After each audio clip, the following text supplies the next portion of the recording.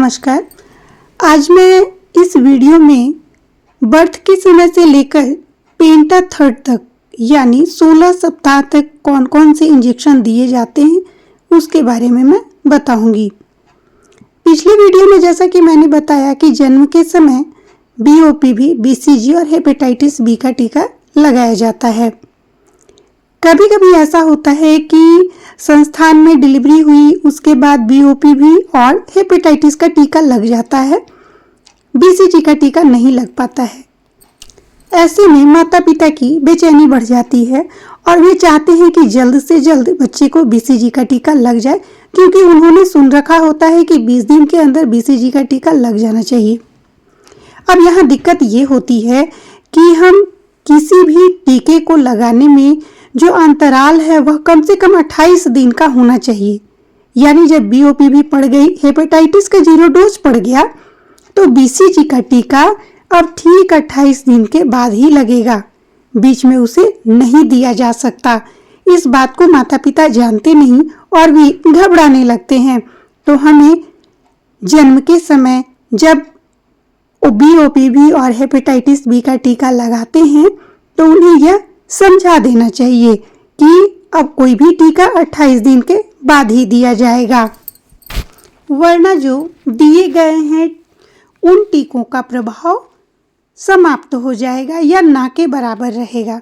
यदि माता पिता इस बात को जान जाते हैं तो वे निश्चिंत होकर 28 दिन के बाद ही बच्चे को टीका दिलवाएंगे। अब हम बात करते हैं कि बीओपीवी 1 कब दी जाएगी, रोटावायरस 1 कब दी जाएगी, एफआईपीवी 1 कब दी जाएगी, पीसीबी 1 कब दी जाएगी और पेंटावेलेंट 1 जो है वो कब दी जाएगी। तो यह 6 सप्ताह के बाद देनी है। 6 सप्ताह के बाद जब हम बीओपीवी देंगे तो उसकी 2 बूंद देंगे मुंह के द्वारा। रोटावायरस की पहली खुराक देंगे 5 बूंद मुंह के द्वारा। साथ ही FIPV 1 10.1 ml intradermal right upper arm में देंगे। PCV 1.5 ml intramuscular anterior lateral side of right mid thigh में देंगे। फिर पेंटावेलेंट 1 इसे हम 0.5 ml intramuscular anterior lateral side of left mid thigh में देंगे। इस प्रकार से जो पेंटा 1 के साथ जितनी भी टीके और खुराक दी जाती है उसे हम देंगे और पुनः उन्हें 28 दिन के बाद निर्धारित तिथि पर बुलाएंगे। साथ ही 4 संदेश को देना ना भूलें।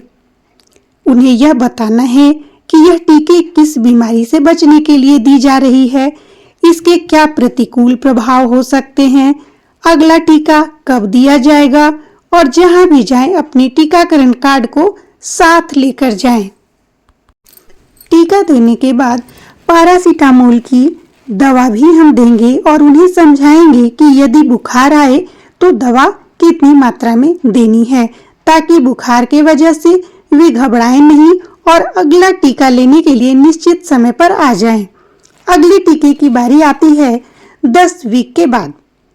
10 वीक जब हो जाती है तब जब हम टीका लगाते हैं तो वह होती है बीओपीवी सेकेंड डोज, रोटावायरस की सेकेंड डोज और पेंटावेलेंट 2 की सेकेंड डोज। बीओपीवी ठीक उसी प्रकार 2 बूंद मुंह के द्वारा देंगे, रोटावायरस 5 बूंद मुंह के द्वारा देंगे, पेंटावेलेंट 2 0.5 ml इंट्रामस्कुलर देंगे और जो साइट है वह anterior lateral site of left mid thigh ही रहेगा। इसके बाद जब हम ये टीके लगा देते हैं ठीक उसी प्रकार 4 बातें समझाएंगे।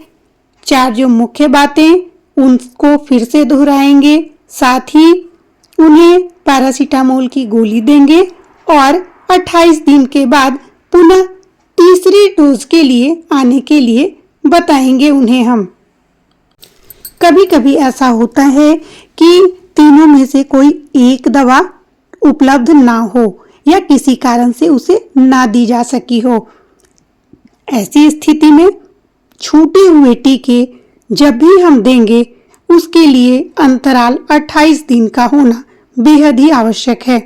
ऐसा नहीं कि आज कोई टीका लगा और ठीक अगले दिन के बाद फिर कहीं सेशन साइट हो तो वहां जाकर वह दूसरा टीका लगवा ले, या 15 दिन के बाद अगले सप्ताह में किसी अन्य सत्र स्थल पर जाकर वह टीका लगवा ले।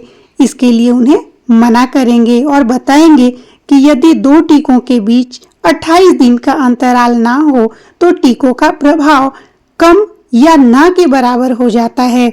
इसलिए जो निश्चित अंतराल है 28 दिन का, उसका ध्यान अवश्य रखें।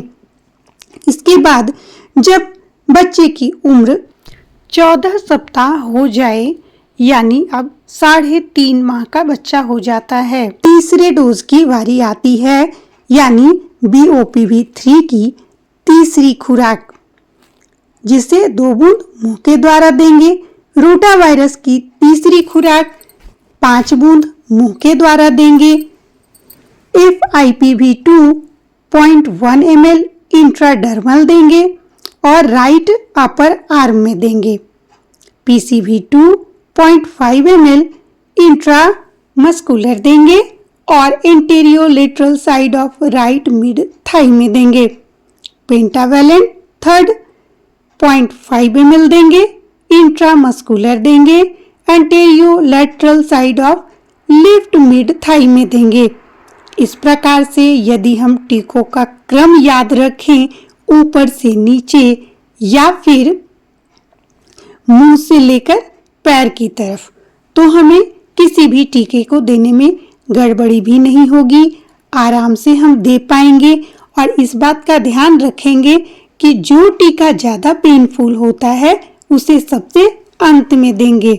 हम सभी जानते हैं पेंटावेलेंट पेनफुल होता है, इसलिए हम इसे सबसे अंत में लगाते हैं और इसलिए पैरासीटामोल की गोली भी दी जाती है। माता पिता को यह समझाया जाता है कि यदि टीकों के स्थान पे लालिमा या सूजन हो तो गर्म पानी से कभी ना उसे सेकें। यदि संभव हो तो बर्फ से सिकाई कर सकते हैं। यदि किसी तरह की सूजन या धब्बे गहरे हों, जल्दी ठीक ना हो रहे हों, तो तुरंत डॉक्टर से या नज़दीकी स्वास्थ्य केंद्र पर जाकर जांच कराएं। इस प्रकार हम उन्हें सलाह भी देंगे और समझाएंगे भी कि यदि बच्चे को तेल लगाने की आवश्यकता हो या साबुन लगाने की आवश्यकता हो तो टीके जहां दिए गए हैं उस स्थान को छोड़कर अन्यत्र वे लगा सकते हैं। इन सभी बातों को ध्यान में रखकर बच्चे का जब टीकाकरण होता है तो बच्चे स्वस्थ रहते हैं। सही समय पर सभी टीके पड़ना बच्चे के लिए बहुत ही जरूरी होता है। इसलिए यदि सही जानकारी सभी को हो तो ना तो वे टीके लेने में देर करेंगे और ना हमें टीके देने में कोई कठिनाई होगी। इस प्रकार यदि बच्चे स्वस्थ रहेंगे तो परिवार भी सुखी रहेगा। उम्मीद करती हूँ यह वीडियो आपको पसंद आया होगा। यदि पसंद आया है तो प्लीज अपने कमेंट बॉक्स में जरूर लिखें। साथ ही वीडियो को लाइक करें, अधिक से अधिक शेयर करें ताकि यह जानकारी अधिक से अधिक लोगों तक पहुंच सके। अधिक से अधिक लोगों तक जब यह जानकारी पहुंचेगी तो वे भी अपने बच्चे का सही समय पर टीकाकरण करवा पाएंगे। धन्यवाद।